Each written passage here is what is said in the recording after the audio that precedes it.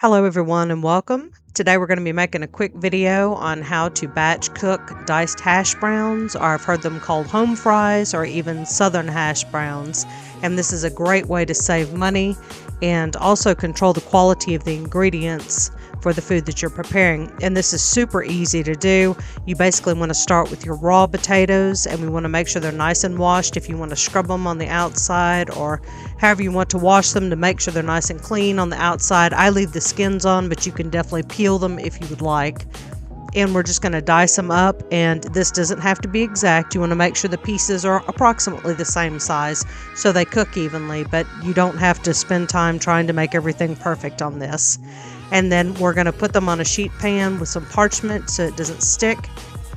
We're going to toss them in a little bit of oil. I had some avocado oil on the sheet tray. I tossed them around, and then we're going to bake them at 400 degrees for about 15 minutes. And they'll come out and be nice and steamy. They won't be completely cooked, but they'll be par cooked. As you can see, when I insert a fork, it goes in fairly easily, but there is a little resistance, and that's exactly what you want. Now from here, we're going to let them sit on the sheet tray and just cool completely, because if you put hot steamy potatoes into a freezer bag, they'll freeze in a giant lump. So to avoid that, we're going to let them cool completely.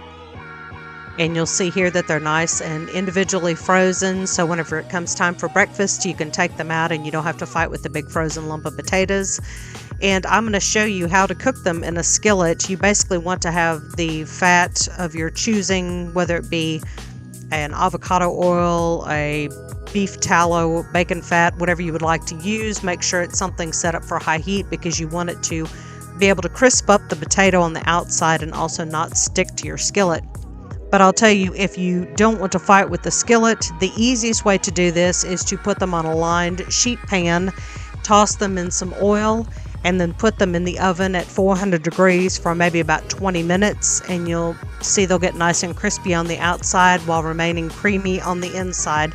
This is a reason why we par bake them, whether you cook them in a skillet or in the sheet pan. They'll get nice and crispy on the outside while remaining nice and creamy and potatoey on the inside.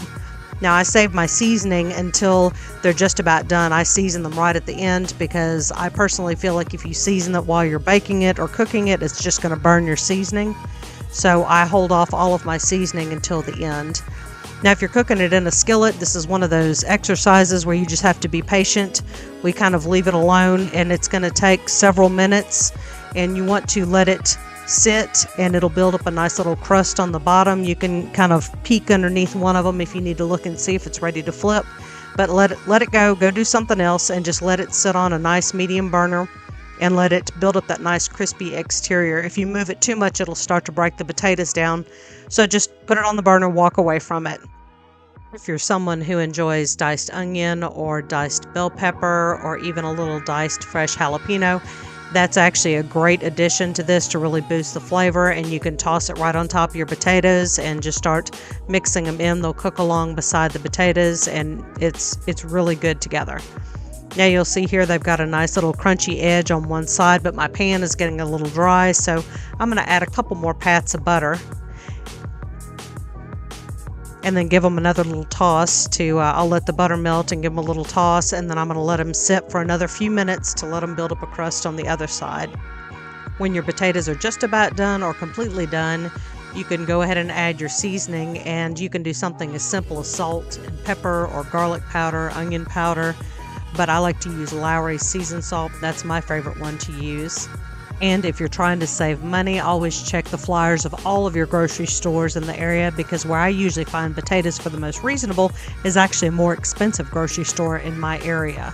So I hope you do a little potato batch cooking. Not only will these help you get breakfast on the table in a jiffy, they're a great side to go along with a pot roast, with some hamburger steaks, or with any meat that comes off the grill. So when you give this a try, let me know how it turns out in the comments. I definitely enjoy reading all of them. I appreciate each and every one of you being here and watching and sharing with your friends and family. And I'll see you in the next one. Bye for now.